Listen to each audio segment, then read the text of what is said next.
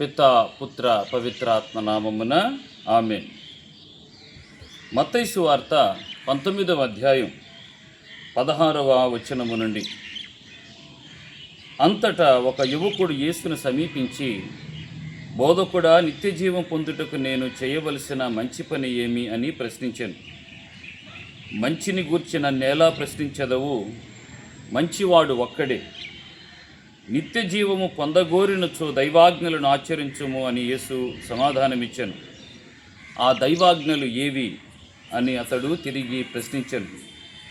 అందుకు యేసు, నరహత్య చేయకుము, వ్యభిచరింపకుము, దొంగిలింపకుము, అబద్ధ సాక్ష్యములు పలుకకుము, తల్లిదండ్రులను గౌరవింపుము, నిన్ను నీవు ప్రేమించుకొనున్నట్లే నీ పొరుగువారిని నీవు ప్రేమించుము అని. అంతటా అతడు యేసుతో, ఇవన్నీ ఆచరించుచుంటిని, ఇంకను నాకు లోటు ఏమి అని అడిగాను. నీవు పరిపూర్ణుడవు కాగోరినచో వెళ్ళి నీ ఆస్తిని అమ్మి పేదలకు దానము చేయి, అప్పుడు పరలోకమందున నీకు ధనము కలుగును. పిమ్మట వచ్చి నన్ను అనుసరింపుమని ఆయన సమాధానమిచ్చాను. ఆ యువకుడు అధిక సంపద గలవాడగుటచే ఈ మాట విని బాధతో వెళ్ళిపోయెను.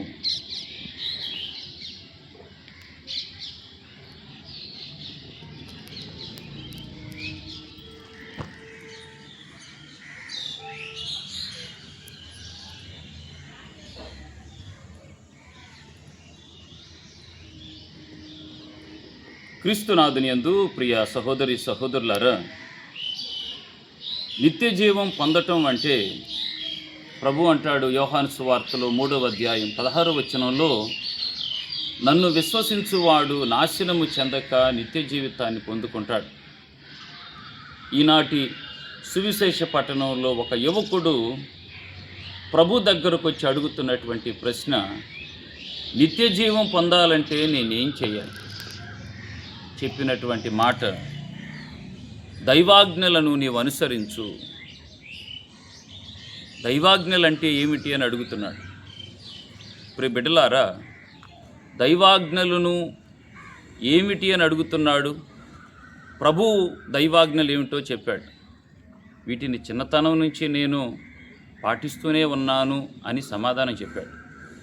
ప్రియులారా, మన క్రైస్తవ జీవితంలో తిరుసభ మనకిచ్చినటువంటి ఈ 10 ఆజ్ఞలను మనం పాటించగలిగితే దేవుడు నిత్య జీవితాన్ని ఖచ్చితంగా మనకి ప్రసాదిస్తాడు అని ప్రగాఢమైనటువంటి విశ్వాసం మనకుండాలి. ఈనాటి సువిశేష పఠనం ద్వారా ప్రభు చెప్పేటటువంటి మాట ఏమిటి అని అంటే, మనకు ఉన్నది పేదలకు దానం చేయగలిగితే దేవుడు నిత్య జీవితాన్ని ప్రసాదిస్తాడు.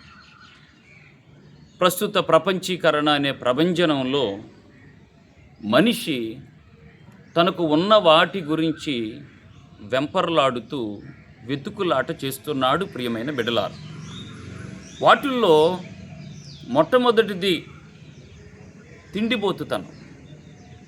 7 మూల పాపాలలో తిండిబోతుతనం అనేది ఒకటి. నాతోనే ఉండాలి, నాకే ఉండాలి అనేటటువంటి భావన. తిండిబోతుతనం అంటే ఏమిటి అంటే, మితిమీరిన ఆహారము తినే అలవాటు, అవసరములోనున్న వారికి ఒక మెతుకు కూడా పెట్టకపోవటం తిండిబోతుతనం, ఉంచుకోవటం. ధనవంతుడు లాజరు యొక్క వృత్తాంతం మనకు తెలుసు. లూకా సువార్తలో 16వ అధ్యాయం 19వ వచనంలో, నిత్యము విందులతోనూ వినోదములతోనూ విలాస జీవితాన్ని జీవిస్తూ ఉన్నాడు ధనవంతుడని రాయబడి ఉంది. ప్రియులారా, ధనవంతుడు లాజరు జీవితంలో లాజరు దేవుని యొక్క మెప్పును పొందుకున్నాడు. పేతురు, యూదా ఇస్కరియోతు ఇద్దరిలో పేతురు దేవుని యొక్క మెప్పును పొందుకున్నాడు. మార్తమ్మ మరియమ్మల జీవితంలో మరియమ్మ దేవుని మెప్పును పొందుకుంది. మంచి దొంగ చెడ్డ దొంగ ఇద్దరిలో మంచి దొంగ ప్రభుని యొక్క మెప్పును పొందుకున్నాడు. ఇలా ప్రభు దగ్గరికి ఇద్దరిద్దరు వచ్చినప్పుడు ఒకడే మెప్పు పొందుకున్నాడు. పరిసయ్యుడు సుంకరి ప్రార్థన, దేవుడు సుంకరి ప్రార్థన ఆలకించాడు. మంచి చెడులు తన దగ్గరకు వచ్చినప్పుడు దేవుడు ఎంచుకున్నది మంచిని ఎన్నుకున్నాడు. ఇవ్వటము వలన వచ్చేటటువంటి ఆనందం, ఇవ్వటం వలన వచ్చేటటువంటి పరలోక ఆనందం అనేది చాలా గొప్పది ప్రియులారా. సంఖ్యాకాండంలో మనం 11వ అధ్యాయం 31వ వచనము నుంచి 34వ వచనం వరకు చదువుకుంటే, మోషే నాయకుని మీద ప్రజలు తిరుగుబాటు చేశారు. మాకెప్పుడూ కూడా ఆకాశము నుంచి వచ్చేటటువంటి మన్నాయేనా, రాతి నుంచి వచ్చేటటువంటి నీరేనా, మాకు మాంసము లేదా అన్నప్పుడు దేవుడు పుర్రేడు పిట్టల మాంసాన్ని ఇచ్చాడు. ప్రియులారా, దేవుడు పుర్రేడు పిట్టల మాంసాన్ని ఇచ్చినప్పుడు దేవుడు చెప్తాడు, మీకు కావలసినది తీసుకోండి, రోజుకి ఎన్ని పుర్రేడు పిట్టల మాంసం కావాలో తీసుకోండి, కానీ విశ్రాంతి దినము రోజు ముందు మాత్రం 2 రోజులకు సరిపడా తీసుకోండి అని దేవుడు ఆజ్ఞించాడు. కానీ వీరు చేసినటువంటి పని ఏమిటి అని అంటే, మామూలు రోజుల్లో కూడా ఒక్కొక్కడు దేవుని మాట ఇచ్చినా దానిని కాదని ఒక్కొక్కడు పుర్రేడు పిట్టలను 50 బుట్టలకు పైగా పట్టుకొని వారి యొక్క శిబిరాలలో దాచుకున్నారు.